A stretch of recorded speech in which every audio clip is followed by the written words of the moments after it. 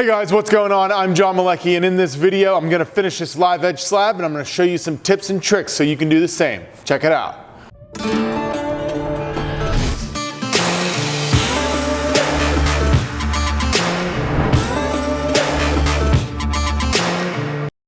Alright, so the first thing you're going to want to do is find all of the large voids in the top of your slab and tape them off from the top. Reason being is that you're going to flip the table over and fill from the back side. This uses less epoxy and it gets the surface closer to smooth, so you have to do less sanding on the other end. I'm using a two-part epoxy here from West Systems. I've been using it for years. I'm using a little bit of black tint because I love the look of black epoxy in a dark table like this one.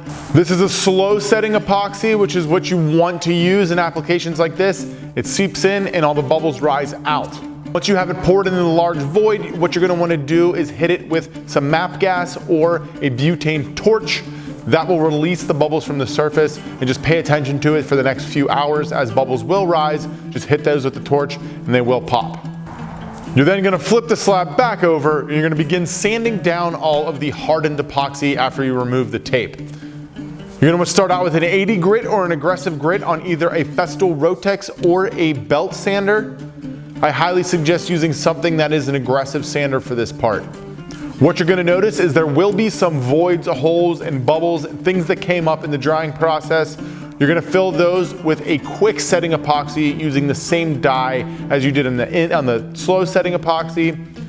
You'll apply this from the top and smooth it out with either a squeegee or a brush.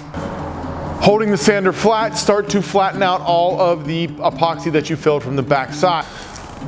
You'll do the same thing for any bubbles that arise in the slow setting epoxy, and this is also a good time to apply the same epoxy to all of the bug holes, cracks, and crevices that may be in the live edge aspect of the table, as well as in parts of the table that you didn't notice from the beginning. Let that epoxy harden completely and then begin your sanding process, starting with 80 grit on an aggressive sander. Once again, Festool Rotex or a belt sander would be my suggestions. You're going to start at one end going across the grain and then work your way down to the other, flattening the surface and keeping the sander nice and flat. Then step up to 120 grit and repeat the same process. After that, I move on to my 90 or smaller diameter Rotex sander and sand all of the live edge one time to get the sapwood to pop. You're then going to go back with 120 grit by hand and break all of the edges and sand the live edge or sapwood one more time. I'll move on to the top once again with 120 grit on a random orbit sander. I take a pencil and mark the whole top. This helps me know how far I've gone as well as the timing of my sanding. You only want to go 1 second per inch per recommendations from the wood whisperer himself, Mark Spagnola.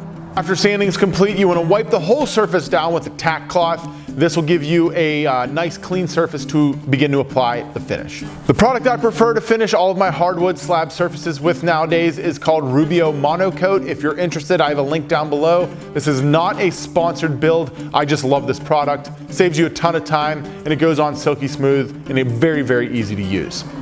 Has very low VOCs as well, which is great during the winter time because you don't have to spray indoors. Hence why I love it for these type of projects. I like to use hand applied finishes on my slabs regardless. Helps me to keep streaks from getting into the finish as well as getting all the crevices in the live edge itself. It's a 15-minute working time with this finish. So I tend to work from the center to one side. After about 5 to 10 minutes, I will rub that out with a clean cloth on the top, then move to the other side of the table, and then after that move on to the live edge where I will apply that with a rag by hand. Like I said, super fast and efficient way to finish a live edge slab. I know a lot of people are doing very similar things in their process, hence why I wanted to share it with you guys so you could get better and faster at what you're doing. If you're using a different technique, I'd love to hear about it. Leave a comment down below and tell me how you're finishing your live edge slabs. If you want to see a more detailed write-up of this project, head on over to johnmalecki.com. I got a link down below. I'll have some more beauty shots of this beautiful project, as well as more of a step-by-step walkthrough for you to follow along with if you're interested in something like this. Follow me on Instagram as well if you want to see what's going on day to day. I've been working on this for a couple weeks and everyone was getting behind the scenes looks at what was happening. If you want to follow along there, there's a link down below to there as well. I've also got hoodies and shirts available to you guys if you want to check those out. Get one of these sweet ones like this zip up that I've been wearing in a lot of my content recently. Super comfortable, very happy with these. Links down below to those as well. So thank you guys one more time for tuning in. Go punch your next project in the face, and I'll see you on the next video.